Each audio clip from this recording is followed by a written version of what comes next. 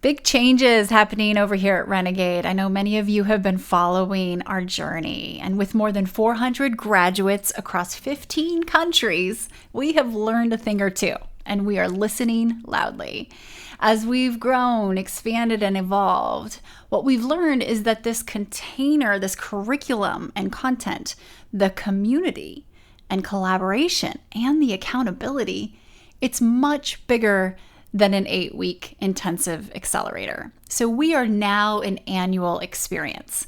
It's ongoing, and you don't have to wait until spring or fall to join us. We are accepting applications and nominations right now. And we're enrolling and onboarding new women every single week. We are enrolling female leaders, executives, and founders from all over, across all different industries. We are industry agnostic intentionally, and these are like-minded, like-hearted women who are fiercely loyal to each other's results and success.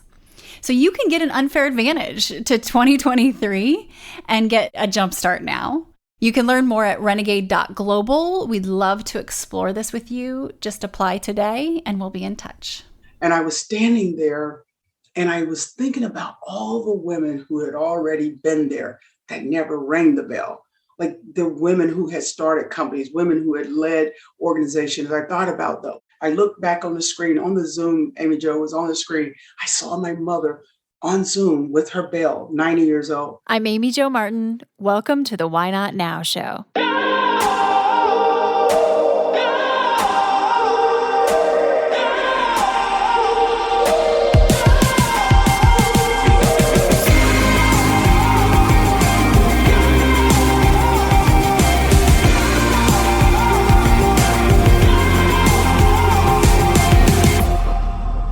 You know that thing you've been thinking about doing? Yeah, that one. Why not now? Have you ever actually taken the time to ask yourself, what's stopping me? Let's talk it through. This is your chance to give that idea the attention it deserves and take action. Each episode, I have a chat with a fascinating person, from entrepreneurs to athletes, celebrities, my parents, rocket scientists, and all walks of life. We talk through a critical time when they've asked themselves, why not now? We dissect that day or even that moment, step by step.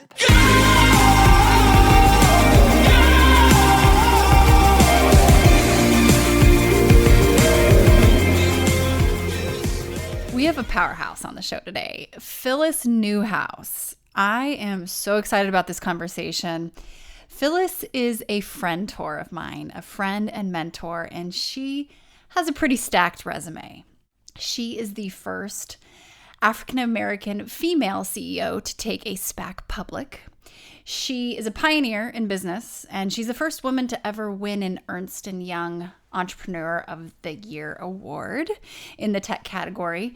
She is a veteran. She is a world-class mentor, entrepreneur, businesswoman who is really changing the game and rewriting the playbook. She's creating a new playbook that creates vehicles to accelerate women forward, not only in business, but in general. Phyllis's power enters the room before she does. And I've seen this happen in person many, many times. She is someone to study and watch and learn from. In this conversation, wide-ranging conversation, we talk about business. We talk about money, our relationship with money, how hers has changed and evolved, how she looks at wealth versus revenue, how she looks at legacy wealth and generational wealth versus personal wealth. And she also talks about a time when she met Serena Williams. You might be pretty surprised by this situation, and then what happened after that. They became very close, and this story is something that I think you'll really appreciate. One of the things I appreciate most about Phyllis is that she has this concept called ROCs. ROCs, and that stands for resources, opportunities, and connections. Now, ROCs are in Phyllis's DNA, and she gives them out all day, every day. I've been a lucky beneficiary of a few ROCs that Phyllis has personally given me. They've opened doors and changed the trajectory of my life.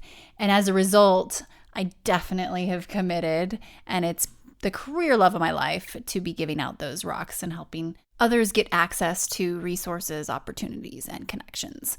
There's a saying I recently heard at the Women's Presidents Organization where Phyllis is on the board, and I keynoted in Montreal. It was 600 women. They have $22 billion collectively in annual revenue. And these women we're talking about this trend that oftentimes women are over-mentored and under-sponsored. So what does that mean? When I think of sponsored, I think of action. I think of resources, connections, opportunities. And the more that we can be handing out those rocks, the more they will come back to us as well. And we will continue to accelerate progress in the direction we want to go. Phyllis has a program, a course that she just launched called Shoulder Up to Lead. And these are the 6 principles of leadership.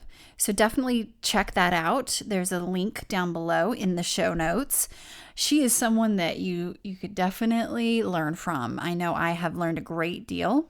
And last but not least, in this conversation, you will also hear how Phyllis is able to have her power enter the room before she does. And when she gets to the room, the first thing she will always say and lead with. Without further ado, here is Phyllis Newhouse.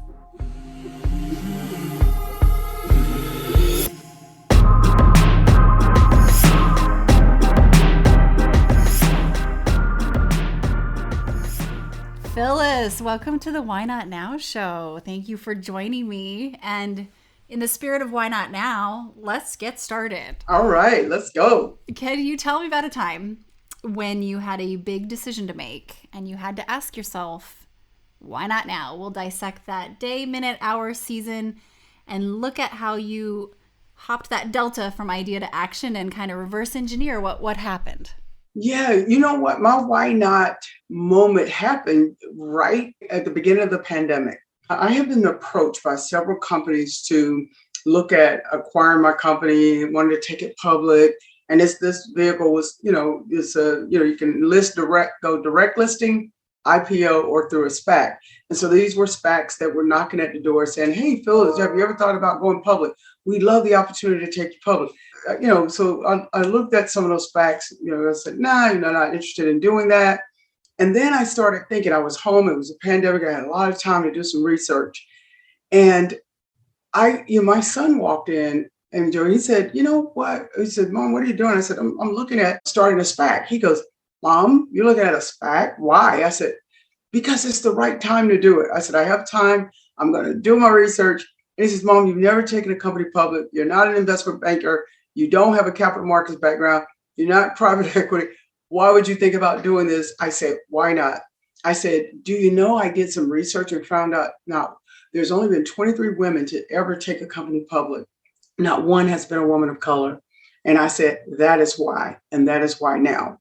And so most people would have thought, wow, what a tremendous mountain that is to climb.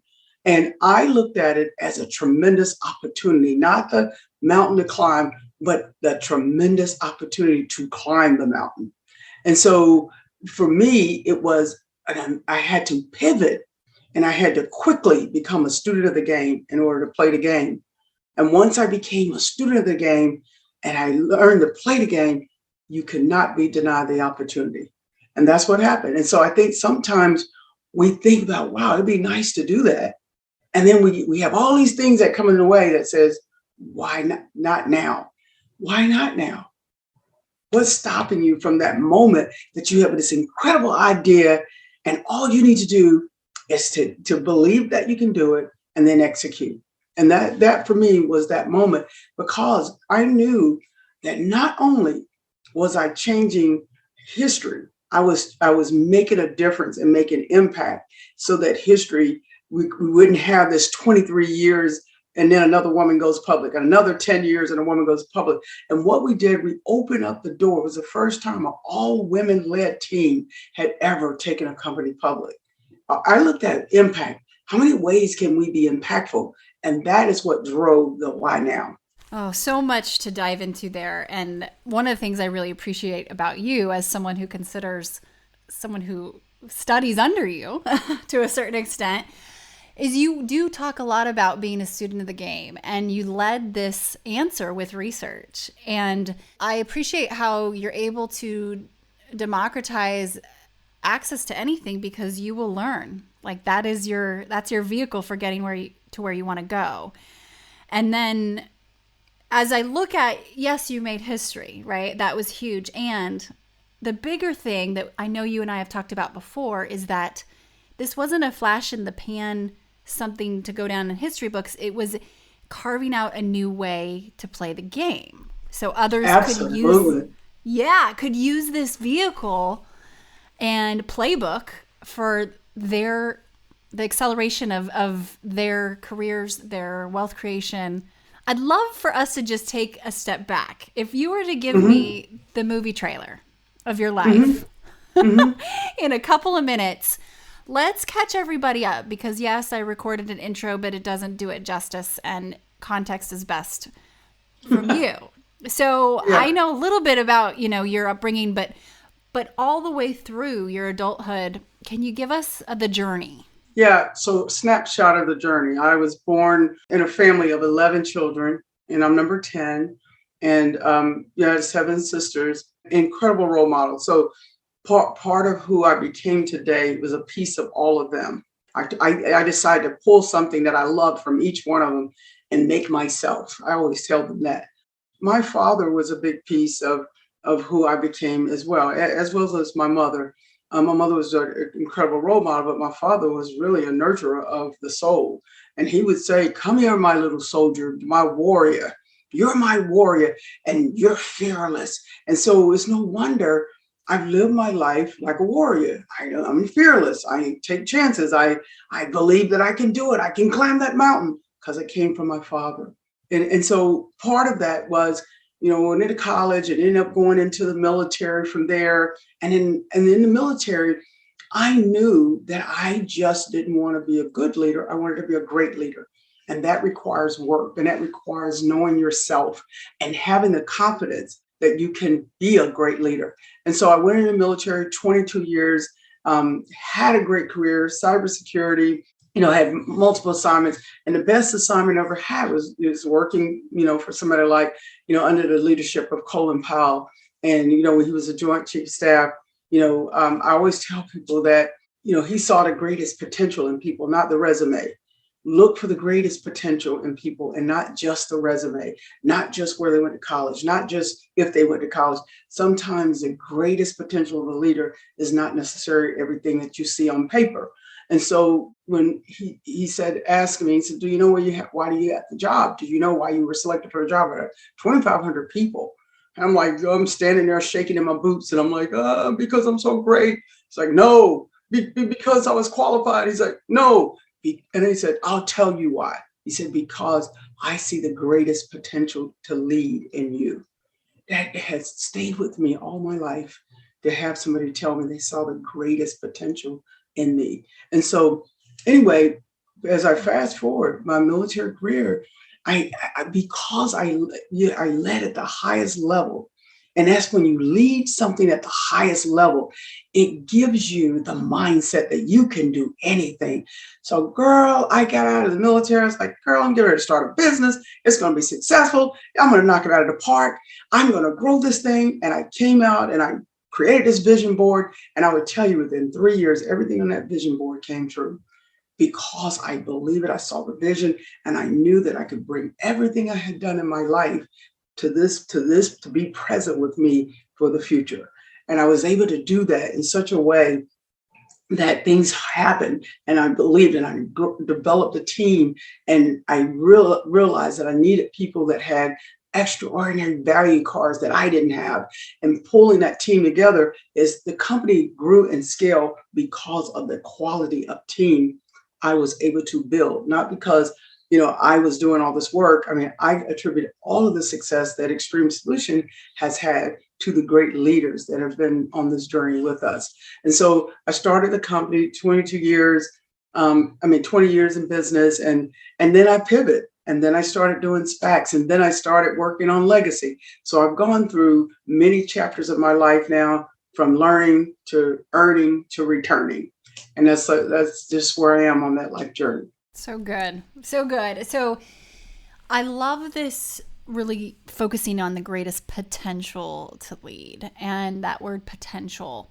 When you were standing ringing the bell, Hmm. and here you are, the first woman of color taking a SPAC public on the New York Stock Exchange, what was your goal in that moment?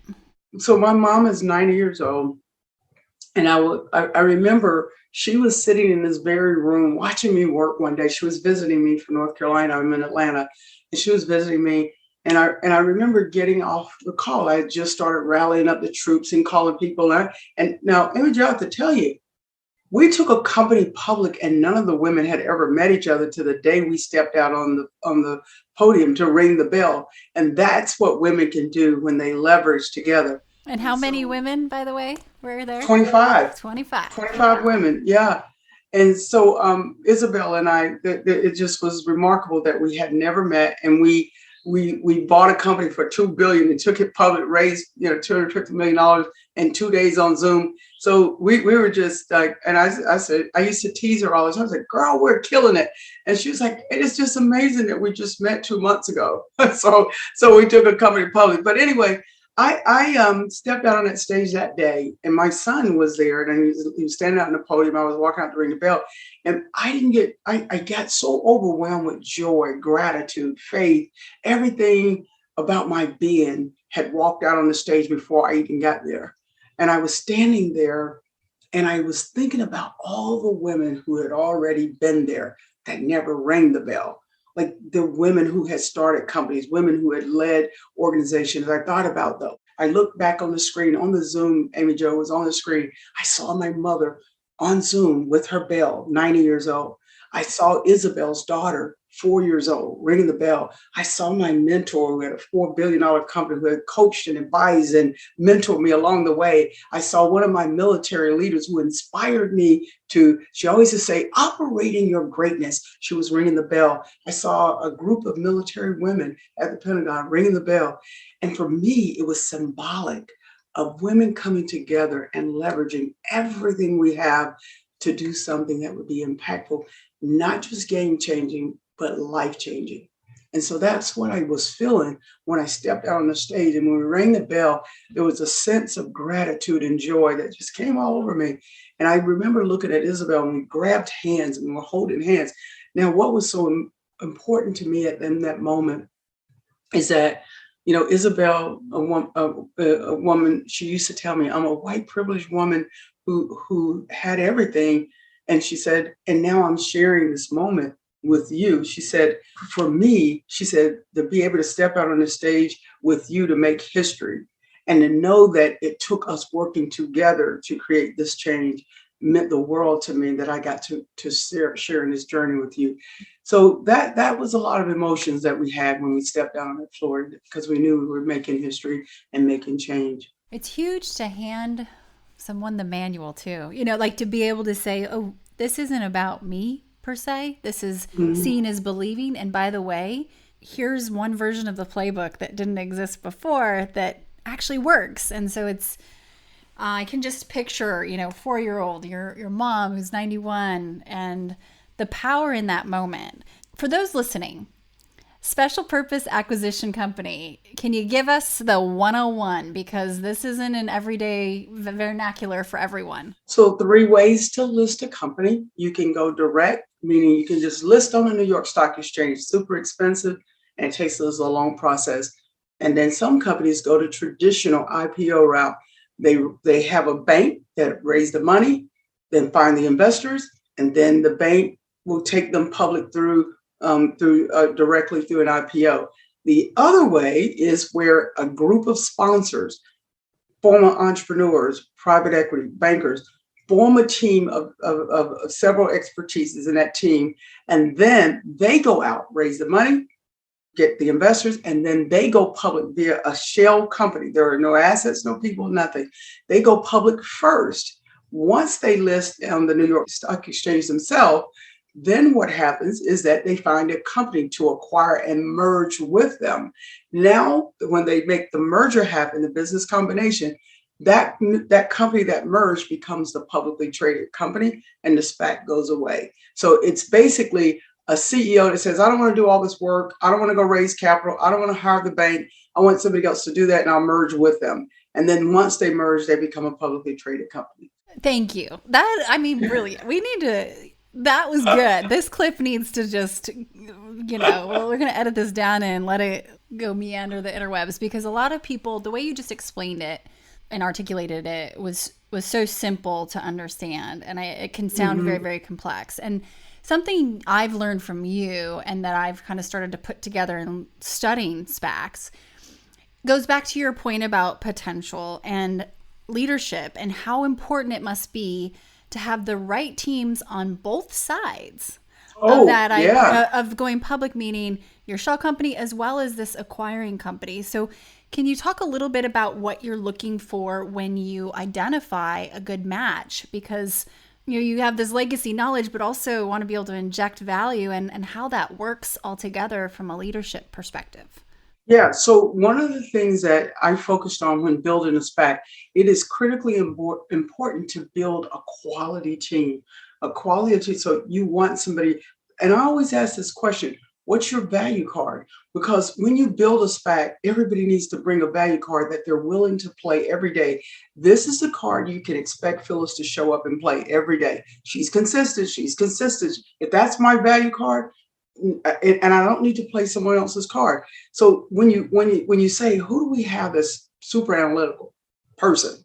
We need that person, because when you get through the due diligence, because sometimes you'll get on the call and you'll talk to a lot of target companies, and you're going to need somebody that says, well, I don't know. What do you think about the management team? What do you think about this? They're going to ask all the hard questions that we might see the warm and fuzzy, but they're diving deep real quick. So we look at, once you put a quality board together, and that board needs to have the expertise in some areas of a company that you want to take public. For an example, if you have a consumer brand company, you might want to have a CEO that's ran a consumer brand, a public and a private. You may want to have somebody that's invested in one that's has acquired one. You might want to have somebody that might have been an investment banker. So you build that team, and then that's the team that really will help the company scale in the public. On the flip side of that, when we sit and talk to management teams on a company that wants to go public, are they public ready? And that means, do they have the systems and the people, the processes, technology in place to scale in a public market? It's very different being a CEO in a private company than the pressure and the heat that you're under when you go public. And so we're looking for that when we look at management teams. Is this the team to survive the public market at the first quarterly earnings? This is the team that can execute these big dreams that they say that they have. Do they have a CTO? Is it a great CFO? And we have to assess all of that. And also not to mention, we're assessing the product or the technology. Does this work? Is it scalable? How many customers? Who are the customers? What do the customers think about the product, the service, the solution? So all those things go into a great deal of due diligence, and before we take consider a company. I have so many additional questions just on that topic, but I'm going to talk to me about money, Phyllis. How has your relationship with money evolved over time? You've had this incredible, vibrant career. And here you are, with your first SPAC, you raised $250 million. Relationship with money. Any thoughts there? Yeah, it's amazing the journey I've had with understanding and learning how to respect the dollar. But here's the thing that I've learned is it's about wealth. I didn't even think about, when you're growing a company and scaling, you're thinking about revenue. You don't think about wealth. And that's a lot of women entrepreneurs. They don't think about the wealth. I want to get revenue up. But what do you do, when you're building a legacy company or you're building a company to scale to sell? What are you thinking? How do you view money, and how are you growing it, and how are you going to transfer that? So a lot of times you can get wealth, but you don't know how to transfer it to the next generation. And how do you build wealth, and how do you diversify your portfolio, and how are you getting access to the opportunities? And so for me, I've evolved from, coming out of the military with zero savings, being a single mother, going through a divorce, starting a company all at one time, to saying, is live or die, and I ain't dying. And so I'm going to survive this. And then building a very successful company, but reinvesting back in the company, but reinvesting in my wealth plan. I simultaneously did both. And sometimes women will grow a company, they're so happy, they get money, and then they forget to grow the wealth that they have. And then, so now I'm at that phase now where I'm not just building wealth for myself, but for the generations to come. And that's a whole nother strategy. That's a whole nother complex, of complexities that you have. And how do you have the right team? So for me, the wealth generation now is about how do I generate so much wealth that 365 years from now, that wealth still exists, 365 years. And people who've done it well, if you look at the Walmart family, 6 generations of wealth that just keep transferring from one generation to another. And it gets bigger and bigger and bigger because they have the strategy to do it. And so that's what we're doing now is I'm working with women entrepreneurs. That's why 6 years ago, Joe, I started a small venture fund to co-invest with the top 20 VCs and private equities out there. You know how we did that? We were co-investing with all the top 20 people. Say, how are you getting in it? We leveraged. Guess what? One day I was on Peloton, riding Peloton. I said, man, it'd be great to be an investor in this company. So I called Serena Williams. I said, hey, do you like Peloton? She said, yeah. I said, well, then we need to find a way to get in the deal. I said, and she said, I know the CEO of Peloton. I said, then call them and tell them that women want to invest in their next round. They don't let us in. We're going to cancel our subscription. Guess why that was so powerful? 83% of the subscription holders were all women. And guess who were buying those bikes and those treadmills? Women. And so do you think they were going to deny us the opportunity to get in their seed round? Absolutely not. That's how we leverage.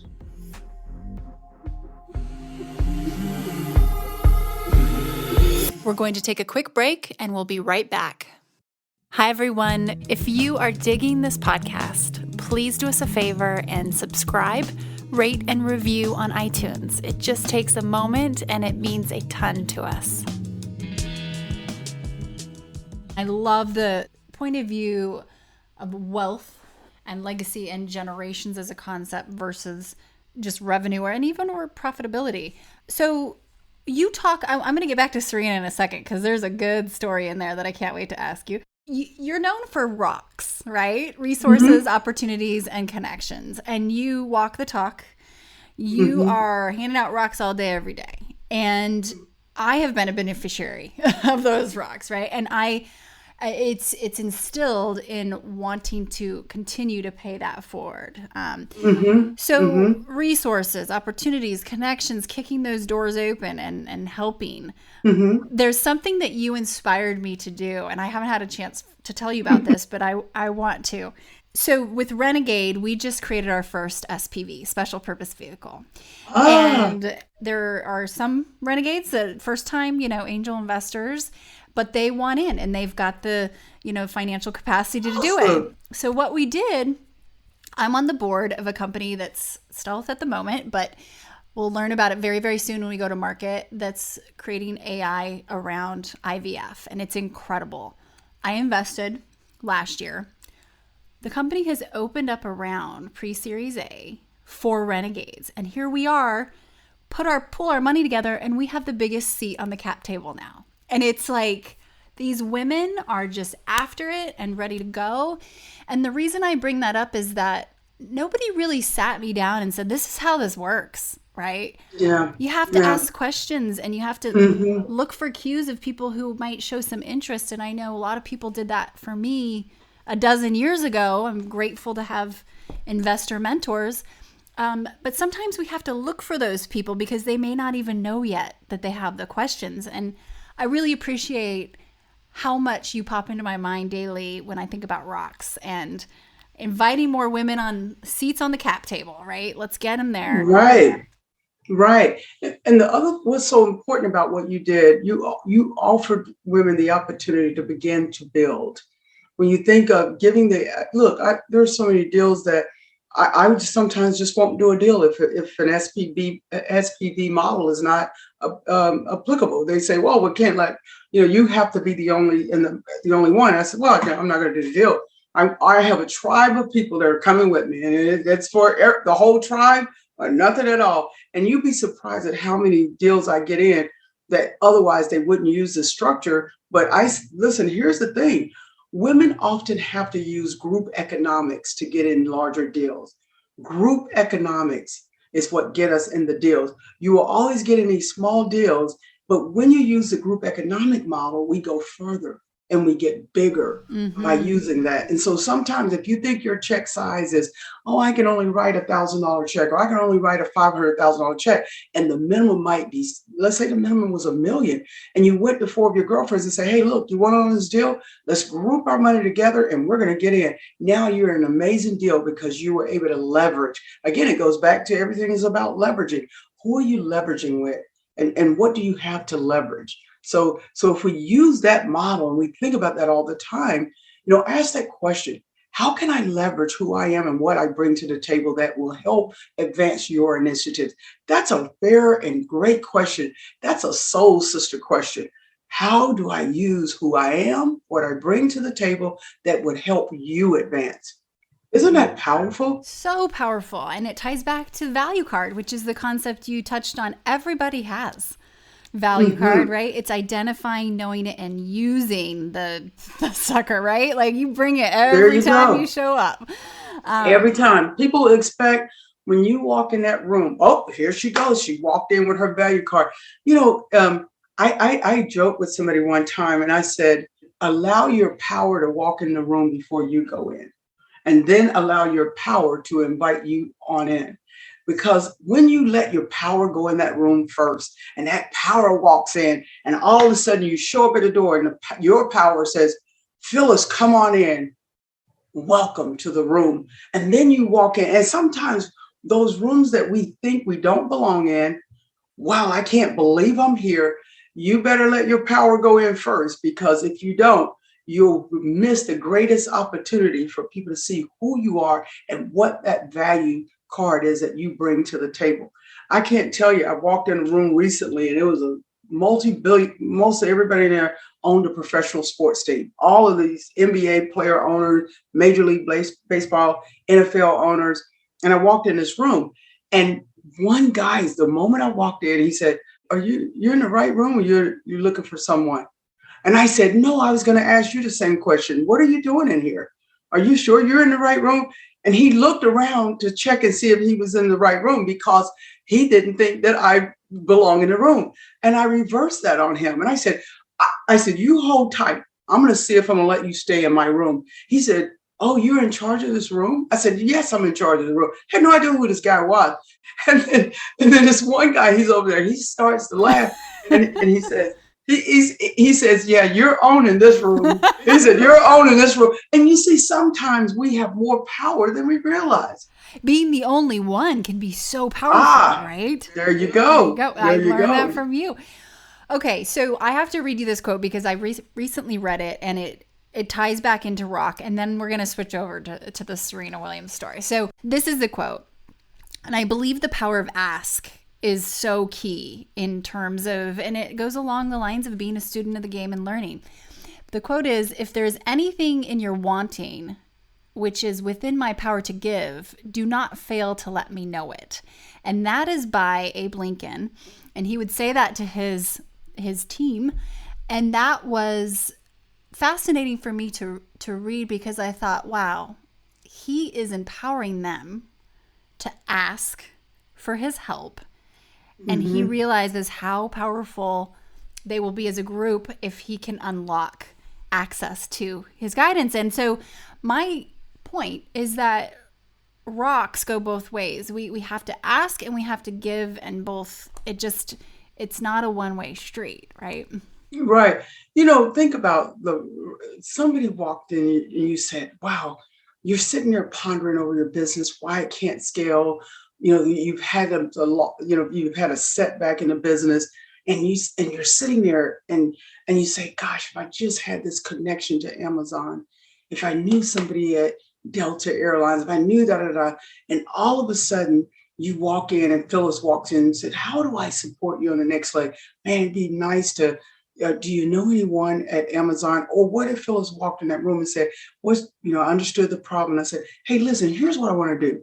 I want to make an amazing connection for you to someone I'm very connected with at Amazon and Delta Airline. Can I make that connection for you?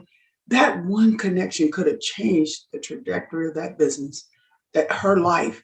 Sometimes we have an opportunity. Listen, I had a young woman that was looking to get into government contracting. And I said, you know what? I'm going to give you a shot at being a sub on my contract. And that subcontract was $5 million. This was somebody who was doing $100,000. One opportunity changed her whole business.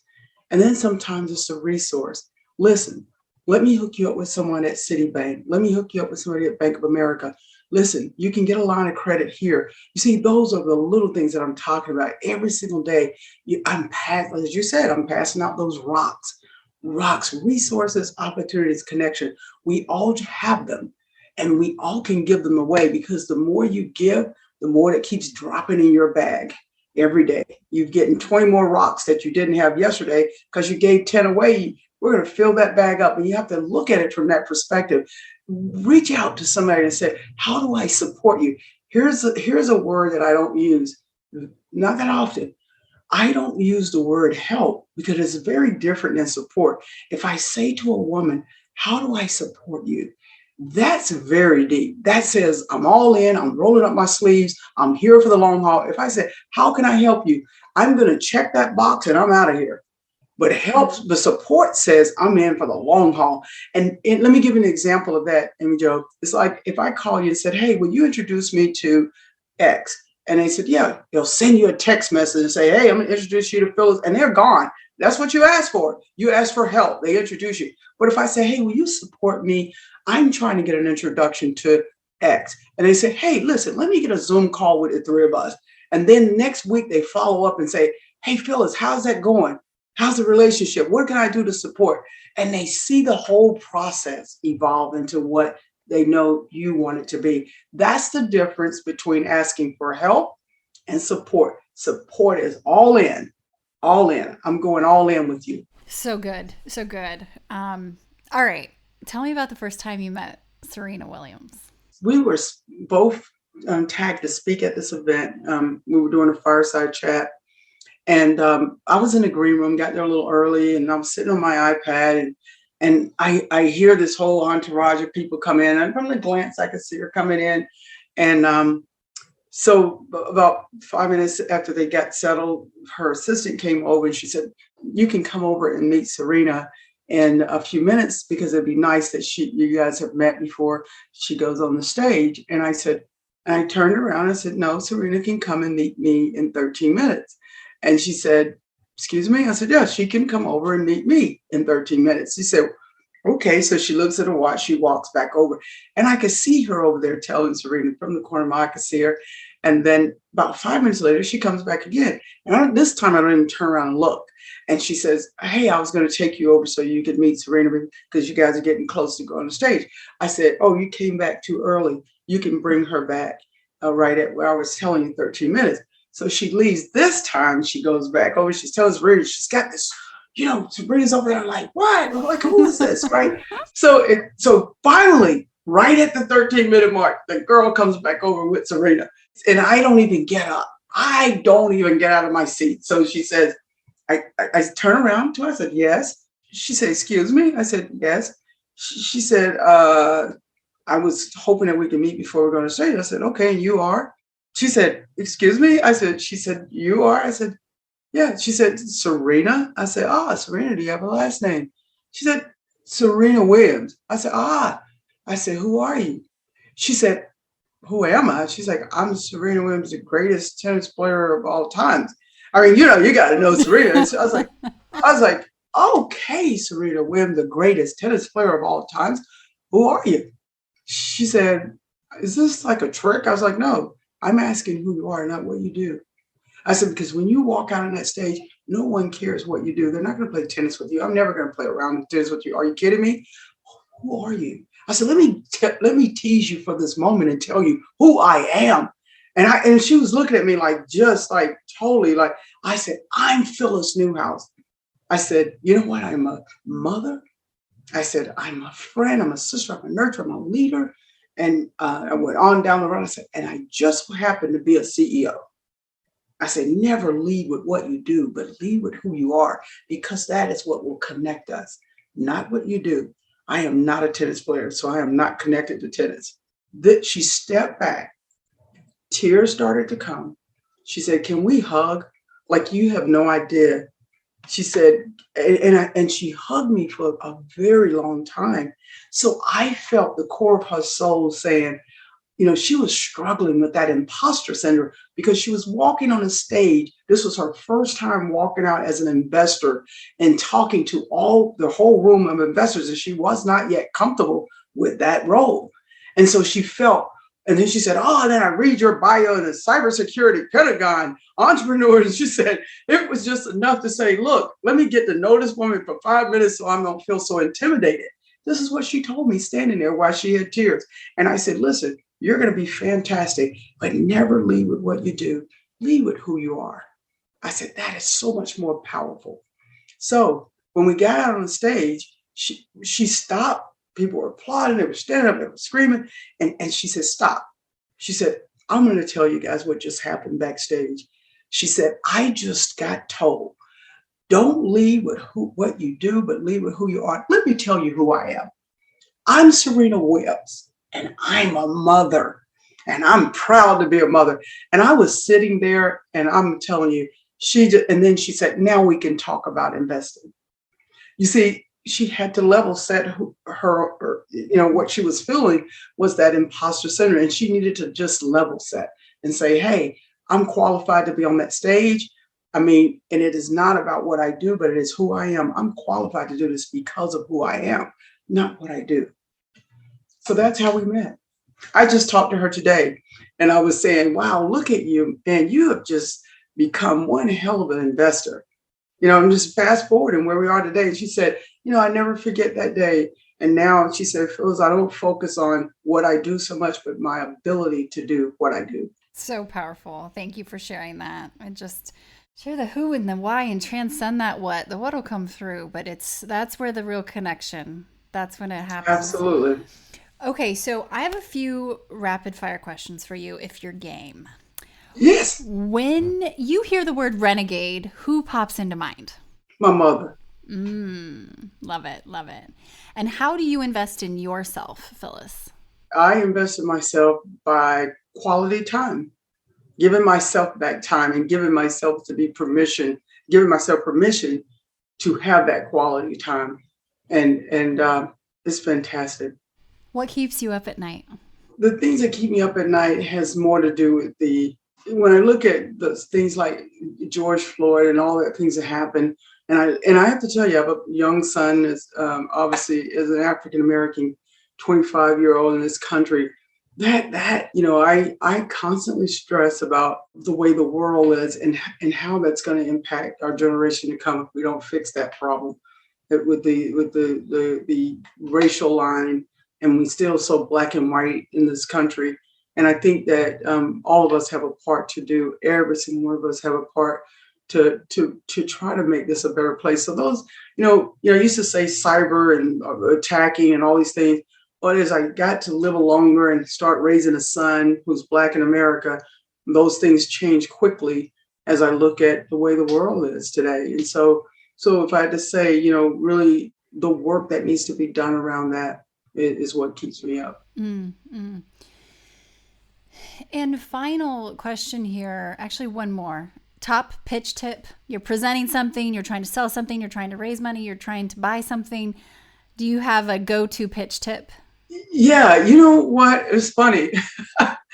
When we raised $300 million, like we literally, it is a funny story. I'm gonna tell it really quick. Oh, go for it. So we was raising money, and I had all guys that was gonna pick up on the first SPAC. Isabel and I raised $250 million, and she was terrified to do this, but I loved it. I like it. So I get on it. So we had 40 investors, all white males, not one woman, nothing, for 2 days. So we're going through our little thing, and there's 3 guys, and one of the guys says, listen, they're going through all of this. This got to be perfect. This got to be perfect. Pitch. And I'm not listening to any of it. Like, I'm so tuned out. So I'm leading the pitch. And I said, one of the guys says, he said, listen, I'm going to tell you how this is going to work. We're going to get on Zoom. We're going to get into that pitch. And these guys are not going to want to hear anything that we have to say. All they're going to want to do is talk to Phyllis.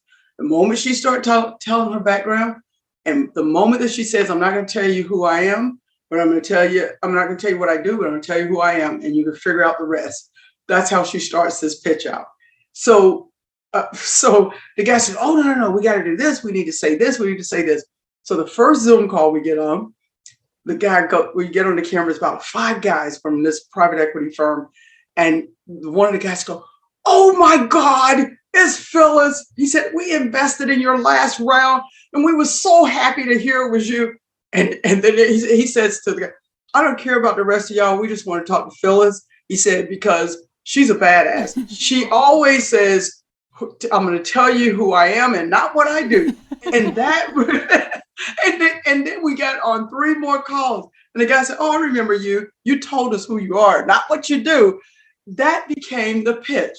And so now when we get on these pitch calls, people expect for me to say that. It's like, I'm not going to tell you what I do. I'm going to tell you who I am. Because guess what? I believe people invest in who you are, not what you've done. You can give a resume 25 pages long. At the end of the day, they either like you or they don't. And I want you to know who I am so that you can connect to that, not what I've done. Nobody cares I was at the Pentagon. No, they care that this is who I am. I'm a hard worker. I'm a leader. I build teams. I get the job done. I'm consistent. That's what they want to hear. Love it. So good. So good. Okay, I'm going to take you back to the moment where here you are getting ready to ring the bell. New York Stock Exchange. You've got a 4-year-old. You've got your 91-year-old mom on Zoom. Bells, 25 women up there. And if you could go back to yourself in that moment and just say one thing, what would you say? I would say, you've got this. You've got this. I would say that. And I would tell you why. Because sometimes even when you are in the middle of a dream and it's so juicy, it's so good, it's so powerful, it's so wonderful, if you don't tell yourself, you got this, keep dreaming, keep scaling, keep becoming. You have to tell yourself that, because sometimes that fear might creep in like, oh, can't believe you're doing this. Can't believe you're supposed to be exactly where you are. You're supposed to be exactly where you are. And sometimes success, when you do things that are just out of the ordinary, you're doing something so big and impactful. Even people who have done some of the most impactful things, fear can cripple you. And you have to tell yourself, you got this. You go, girl. Let's go. So good. Thank you. Thank you for doing this important work. Thank you for having so many rocks that you pass out and encourage others to do the same. You're making rocks scalable, which is great. Let's just propagate rocks everywhere. But really doing it with such heart and truth. And I appreciate you. And so thank you for your time. Well, listen, I want to tell you this. So we talk about, your sheroes and people that you so admire, and you certainly are in the top of my list. I mean, when I spoke, I know you're speaking at our WPO Women's Presidents Conference coming up in Montreal. And I always tell you, so many people are inspired to hear, your story, your journey, and the work that you're doing. And I couldn't be even more delighted to have you come, but call you my friend, my soul sister. Because I can tell you, when you know that you have something special and you know that you want to give it away to others, and that's what you do really well. And I see you're doing it so well with entrepreneurs, and so many women have been impacted by, the Renegade and what you're doing there. So I almost just know that it's just a perfect alignment when you can find women that are on their journey, but when your journey meets in the middle of the road and you come together and you say, hey, let's team up. Let's do some great things together. So I couldn't be prouder to say I'm your friend and I admire you. And I just, think the world of the work that you're doing as well. Thank you, Phyllis. I echo that sentiment 100%. It means the world to me. Let's talk about what's next. And I want also for everyone to learn where they can follow as well. And this is in the show notes. So listen up or click right below where you clicked into this podcast. All right. Well, I just launched a course, and you can go to Shoulder Up to the number 2 Lead, LEAD, Shoulder Up to Lead. So that course, we actually have it out there. It launched today. So it's and it's the 6 principles of leadership, what I've learned along my journey. And I give you those 6 principles. Then I test you on those principles. And then I give you some funny stories behind each one of those principles and why I chose them. And so there's a lot of cool, funny stories in there. If you like the story I told you about Serena Williams, there's a lot of funny stories. I always like to have fun and tell stories. But that course launched. And one of the other things that we're doing, we talk about wealth building. I've just partnered with Citibank to roll out a platform called Shoulder Up with Her. And Shoulder Up with Her is about bringing financial literacy to help women understand how to grow that wealth, how to look at alternative investments, how to put family offices together where they can broaden their reach, and how to co-invest with other organizations and women organizations. So that program will be launching in June 1st. We're excited about that. So Shoulder Up with Her, and that's going to be partner with Citibank on that one. Wonderful. All right. So we have Shoulder Up to Lead, and that's the number 2. And we also have Shoulder Up with Her with Citibank. So the course, the 6 principles of leadership, launched today, shoulderuptolead.com. And those are definitely down below. So please click in and just head straight there. I mean, I can't imagine why anybody wouldn't be doing that right now. Well, I hope so. So listen, we're going to be putting out some good stuff, and there's more to come. And I'm so excited. And I know with the Renegades, we're going to do some wonderful things together as well. So I'm looking forward to it. You got it. Let's go, right? We've got this. So thank you, Phyllis. You're welcome. I enjoyed it.